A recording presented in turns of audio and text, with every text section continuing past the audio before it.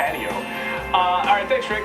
Have you ever dreamed of grilling up a perfect steak? Well, in honor of Father's Day, we have Delmonico's executive chef, Billy Oliva, on giving some great grilling tips this morning. I'm telling you what, if you're planning a trip to New York City, one of the finest steak restaurants in the entire country, you got to put it on your list of things to do to go to Delmonico's. Nice to see you, Billy. Great to be back. Great to be back. Dave just texted me from inside, said steak, please. We'll see. We'll see. So we're going to do some great steak tips today. We saw these beautiful Delmonico's. Yeah, we have them working here. We have a whole range of Delmonico steaks here. So many people are going to be grilling today. Give us some great tips on how to do it now. You talk about on charcoal. If you're doing it on charcoal, what thing do you need to know? If you're doing it on charcoal, the charcoal has to be hot. It takes time. You want those charcoals to get white hot. White hot. Before you start grilling. How long are we talking? Like an hour? Probably an hour, 45 minutes. Get it nice until there's no flame. This way, a lot of people rush it. They put the meat on. There's flame. The coals go out. They get cold real quick. Turns into a big mess. Now, and you always say let the meat come to room temperature before you put it on the grill as well, right? It cooks quicker. It doesn't dry out as much. When you take it right out of the fridge onto the grill, you lose a lot of the juice, you lose a lot of the blood, and you don't want to do that. You also say before slicing, what do you need to do, Billy? Before slicing the steak, let it rest. It's got to sit for a few minutes. It's got to sit for 5 minutes or so. Let the steak rest.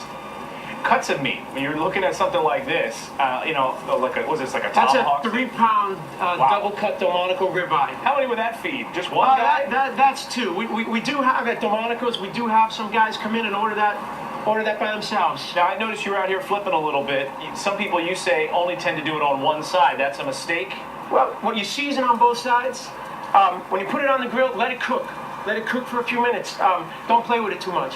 Flip it when you have a nice color, nice char on it. Flip it, and then leave it alone. If you play with it too much, it loses the heat. Here's a big mistake I make, and pay attention at home on this. You say don't stab the meat with a fork. Never, never. Why? All the blood, all the juice, all your hard work is gonna just spill right out. Spill right out. We do that. We test it that way. What do you say to do instead? Use tongs like you've got there? Well, I only use tongs with the meat. We can. All right, show us some technique. Okay, look, we're just gonna flip these. You only use tongs. Ready. Yep. We so never as stab manly the a thing meat. as it is, you're not stabbing the meat. No. We don't want to. How do you test? How do you know when it's good and ready to go? You just kind of. For about a 1-inch steak, you're talking about 7 minutes, medium rare. Okay. Depending on your grill, how hot it is, and everything.